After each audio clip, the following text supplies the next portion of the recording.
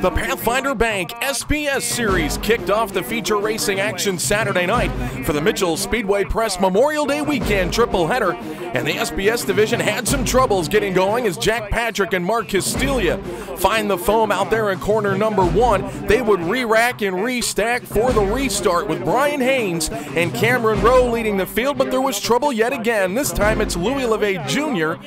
and John Tesserario, cars number 95 and 47. The third time would prove to be the charm as the green flag would wave and stay out this time, with Haynes in the 87 jumping out to the early race lead ahead of Rowe and Bond. But just one lap later, Cameron Rowe finds the inside of the racetrack going into corner number 3. He would take the race lead in the number 77. Just a few laps later, Mike Bond, your defending series champion, he would move to the outside of Haynes to pick his way into the runner-up spot. Mike Bruce would try the same, but came oh so close to touching a wall down the front straightaway. Eventually, the 22 also would make his way by. Later on, after starting in the 14th position, Andrew Shartner began slicing his way through the field. Here, he and Tim Barbeau make their way underneath the number 98 of Jason Simmons. Just a little bit later, Shartner swings to the high side, pulls the crossover out of corner number 4. He would slide under Bruce for position number 3 into corner number 1. After the hood came off of the Bruce number 22, that would set up a late race restart and a 2-lap dash to the end between Rowe, Bond, and Shartner. But on this day, it was all Cameron Rowe in number 77 driving an FFB chassis. He would go on to take the Tony White Memorial win. Mike Bond came home in second ahead of Shartner, Barbeau, Craig Harrith, Mike Bruce, J.J. Andrews, Jason Simmons, Chris Proud, and Dalton Doyle in the top 10. Rowe in victory lane, a very happy guy, his second career Pathfinder Bank SBS Series victory at Oswego. I feel awesome. I mean, this is great, you know. In honor of Tony, you know, great guy. I just can't believe I'm sitting here right now. You know what I mean? No holds barred. We did it all ourselves this time. Yeah, it started pretty good after the way our day went this week. We had one problem after another, but hopefully the cars stayed together this week.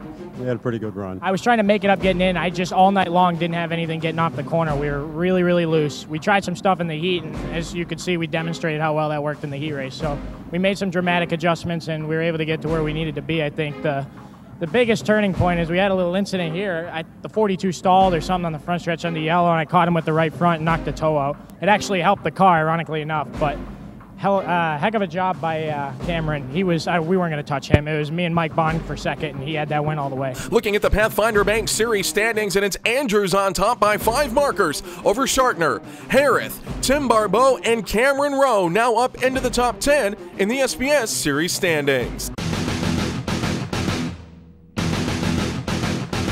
Oswego Speedway, home of the Supermodifieds known as the Steel Palace. Don't miss open-wheel racing superstars Joe Ghost, Randy Ritzkis, and Otto Sitterling as they wheel the meanest machines on the planet around the only track you can see, Oswego Speedway. Saturday, June 2nd at 6:30. It's Best Western Plus quality in and suites night at the races. For more information, visit OswegoSpeedway.com. And don't miss the 2-wide racing action of the SBS Series. Saturday, June 2nd. Oswego Speedway. Kids 16 and under free with paid adult.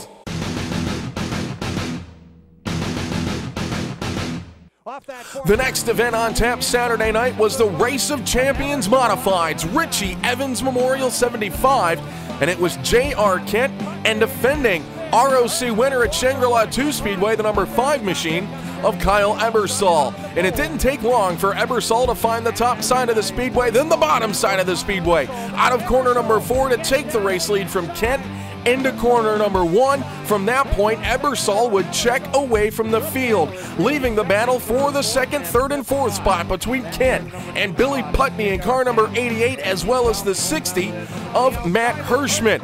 And Hirschman was making all the right moves on the high side of the racetrack here into corner number 1. He swings to the outside of the 88 of Putney to move into corner number 3. He would then try and chase down Kent in the number 16. Trying that crossover move into corner number 1, Kent would slam the doors shut. He would stay in position number 2. Out front, like we called it, it would go on to be 2 wins in a row for Kyle Ebersol, driving the number 5 Race of Champions Modified Supermodified across the stripe. Kent was in second ahead of Hirschman.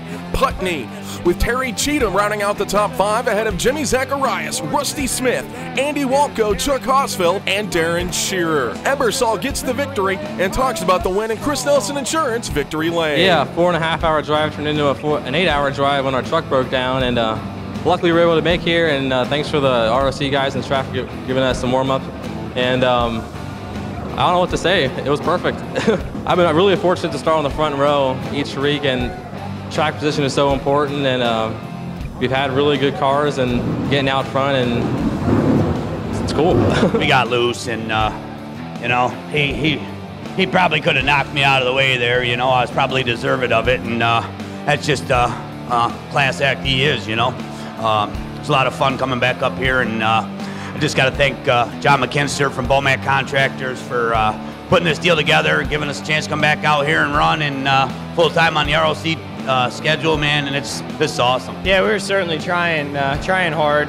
You know, starting position's important. You know, almost anywhere you go, but here it's been especially. And this Memorial Weekend Richie Evans race, I haven't drawn good for years in this. Today was actually the best I've started in a while. I definitely think we usually pass the most cars and try and put on the best show, but keep coming up a little short here in this one. But you know, Kyle and his guys, it's 2 in a row for them. They're really good people, and it's not just anybody can win a race here. This is a tough place. He's been up here trying for years, and they definitely figuring it out.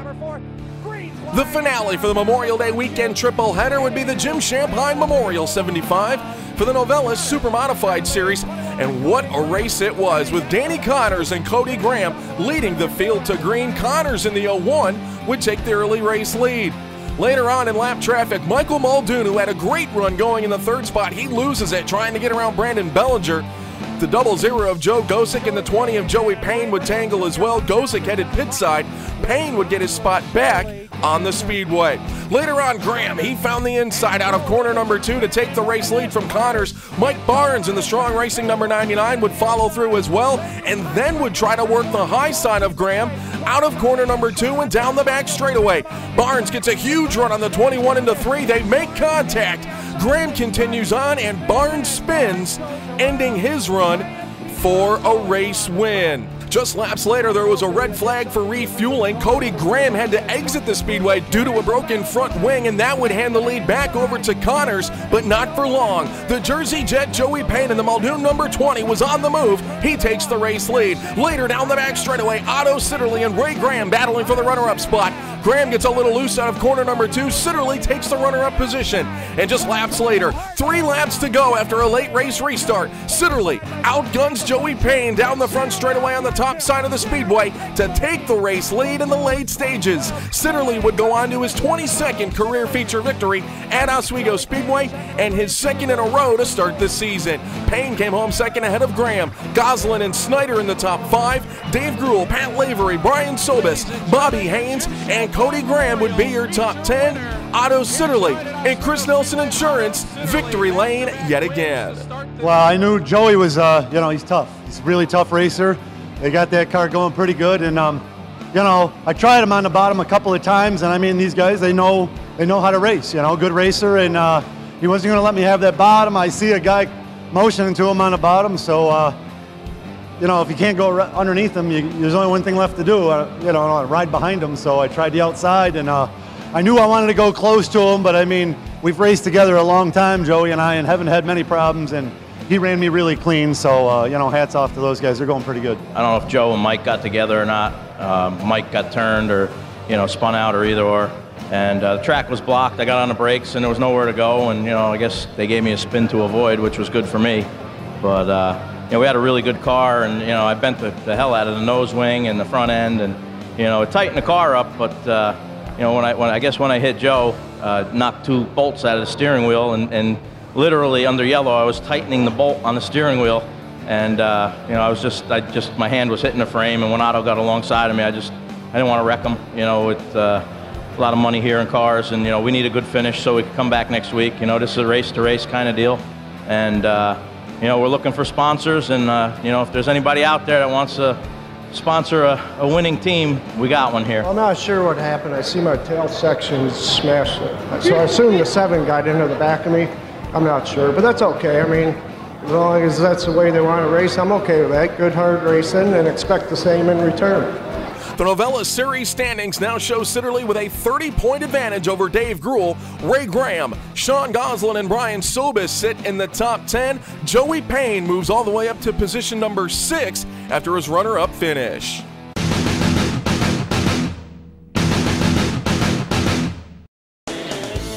Ready for a night out on the town?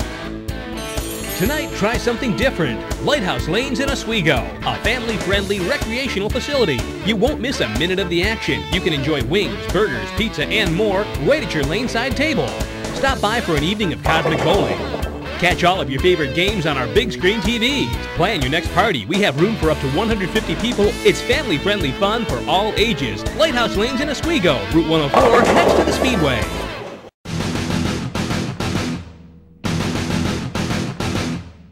Next Saturday, 6:30 p.m., it's Best Western Plus. Quality Inn and Suites, night at the races at Oswego Speedway. Saturday, June 2nd, gates open at 4 o'clock, racing at 6:30.